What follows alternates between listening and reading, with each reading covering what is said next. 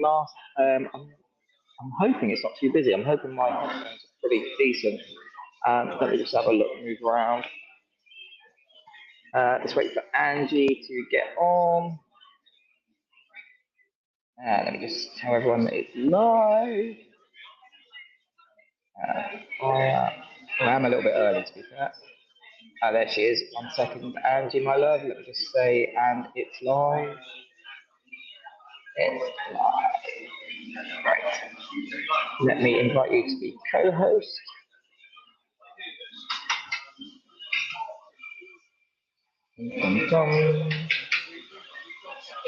Invite sent.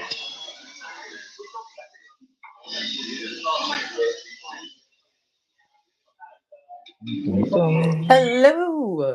No, can you do me a favour? Because I'm using Yes. new headphones. Can you just tell me, is the sound okay, or is it really noisy? Do I need to mute myself? What's You live? want to mute yourself when I'm not talking. Just as it's a little bit noisy. It's like you can hear it when you talk, but I can't hear it when I'm talking. So maybe you're fine. You might be fine. You're probably fine. I'll mute myself when I'm not needed. Okay, so just quickly then, welcome everyone to the Ag Markets Blast with myself and the amazing Angie. Obviously, it's rapid fire roundup of the latest pricing, flows, and market moving news in agricultural markets. So just quickly get the legals out of the way. Investment advice or infers any kind of endorsement by PRQ Global Limited, Credits PRQ or PRQ Suite, or its affiliates, which, as you know by now, is the hosts, which is the awesome Angie and myself, Ryan. So over to you, my darling. Equally awesome, Ryan, we must say. So, Oh, happy Tuesday. I thought yesterday afternoon it was Tuesday all day. Turns out it wasn't. It was Monday.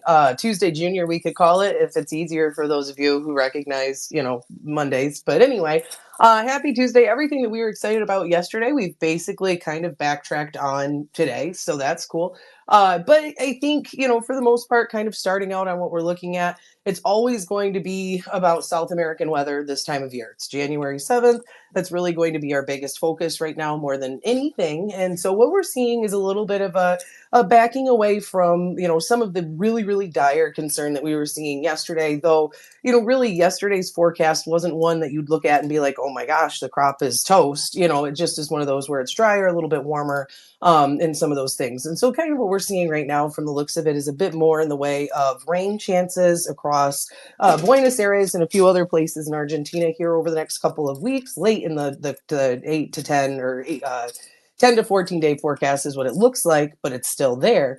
And then more in the way of kind of backing away from that really, really heavy moisture too in that 2-week forecast. And so you could kind of say that, some of what we needed is showing up in the models when it comes to kind of stabilizing the production outlook, but it's a weather market, so enjoy, because the next run of the models could look different, and next thing you know, we're on a different trajectory. So I'll stop there after point one, Ryan, and let you. all good, all good. I'm with you. I'm with you. All right, point two for me. Obviously, the Trump. I'm going to call it the Trump tariff trial balloon. That's what I called it in this morning's Ooh, say comments. that 3 times fast. Right. And I'm going to call it that now because I feel like there were far too many details in that Washington Post article for it just to have been kind of created out of thin air. I'm going to assume that there are these types of conversations happening, and if you look at some of the analysis post that, because I probably should back up and explain. We had that conversation yesterday morning that the Washington Post article had come out and said that Trump was going to kind of change his approach to tariffs, and that maybe we're looking at 10 to 20%, kind of tariffs on every critical import that would come in, no matter which country it came from.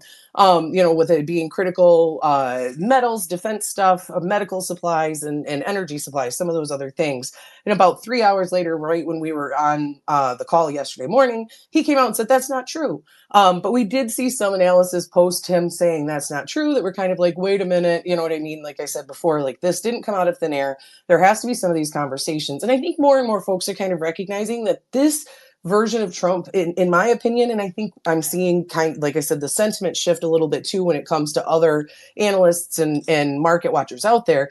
This version of Trump is a little bit different than the first version, I would say. I think there's more in the way of measured moves, more in the way of like these trial balloons. I think we'll see a lot of those, and maybe we get some volatility that comes with it.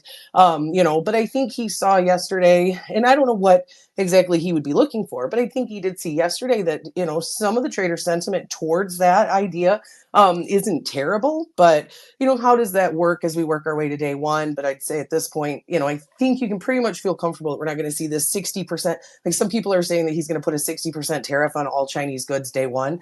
I I don't see that. I don't see anything similar to that. And so hopefully that's helpful. But, the worries over Trump and trade are back in play today, and that combined with the weather, and here we are. I guess the big question is, do they grow anything in Greenland by the sounds of it? Right? Yeah, it sounds like we're gonna. I don't know if it's gonna be Canada or Greenland that's gonna be the 51st state, but welcome. I welcome that. So, and in point three, really, when it comes down to it, I mean, it's a struggle, toss up. Is it Russia and Ukraine? And we saw Ukraine make a push towards the Kursk region again over the weekend. That Russia says they were pretty quick to say no, thank you, which is interesting because we really, when it comes down to it, it feels like Ukraine's focus should be on maintaining the front line in within the eastern portion of their country. I'm not trying to say that I'm a political or a war expert by any means, but it's interesting to see them split their focus, especially as we've seen them lose a lot of territory in Ukraine itself and lose a lot of territory, in what they had gathered in Kursk there. But that is where those North Korean soldiers are. Apparently, there was some big hubbubaloo on New Year's Eve and some of these other things. But from an overall standpoint, we'll be watching Russia and Ukraine. I'm going to be watching farmer selling in the US. I think you see a continuation of pretty aggressive farmer selling. We obviously have fund positioning. They're pretty long in corn compared to where you'd like to see them, pretty short in the bean complex and short in the wheat complex. We've talked about fund rebalancing next week. I mean, there's a whole host of other little potpourri items that we'd be paying attention to, but most of the market move today and each day this week until we get to the USDA report on Friday is going to be China and South American weather. Am I right in thinking as well? It's worth mentioning. Sorry again if it's background noise. I am in a co-working space that appears to turn into a little rave club as soon as we started this call. So apologies for that. But we did mention. So yesterday, I think it's worth flagging that it came up in the news about dwindling supplies of wheat in India, and this is we better mention that because me and you about 3 weeks ago brought up this exact topic about it could be one of those things that comes up in the new year, and lo and behold, we have a headline saying dwindling, Indian domestic prices soaring because of dwindling demand. And you did mention a few weeks ago that there is potential that they actually turn into a net importer, which would be kind of a bit of a shift from the norm. So, do you think this is something that we're kind of thinking? Well, sounds of it, we're increasingly concerned about or increasingly watching? Yeah. And I'm not sure, I'm not sure if we'll see them, what kind of level of imports we would see or if we would see any. I've seen some conversation here. Roy from Friar's Report, he's who I kind of lean on pretty heavily when it comes to the wheat market. Great resource if you aren't tapping into them at this point. And one of the things he'd mentioned was India actually allowed for a small amount of wheat to be exported here this week as well. And so, like, what they're doing right now is pretty trippy, just considering the fact that the domestic prices continue to run. Mills are having a hard time getting their hands on the sources that they need, the resources that they need.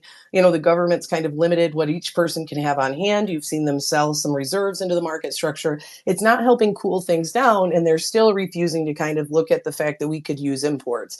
And so that'll be something that we're watching in the wheat market that could be super explosive. One of the problems that we have in wheat right now, and part of the reason that we've seen it, kind of trade to new contract lows each week for the last 3 or 4, is because of the fact that we just really don't have that physical market demand.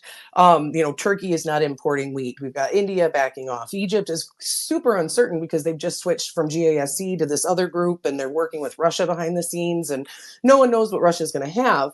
And so, yeah, this is something that could be super explosive, especially when you're taking a look at, the fund short around the world, not just in U.S. wheat. You got Matif wheat and some others, and the funds have just been aggressively selling this market. When we really are looking at the potential for production reductions in a big way as we work into 2025, we're looking at less in the way of supply availability in the pipeline. At the current time frame now, there's plenty of supply, but what does that look like in 2 or 3 months? months. And so there's going to be a lot of things that are going to happen in wheat. We need wheat to recover and try to trade higher in order to get corn to take its next leg, I believe.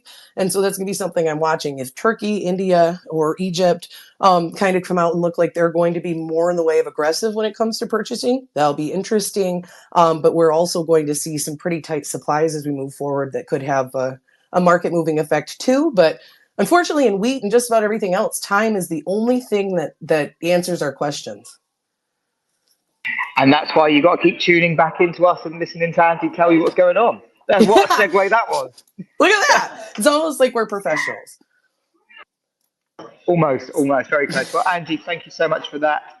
Listeners, as always, thank you so much. I will never be coming back to this co-working space again because it's far too loud for this show. I apologise again. But yeah, have a good one and come back tomorrow and listen to Angie tell you all the new news. I'll be ready to party. Have a good one, you guys. Bye bye.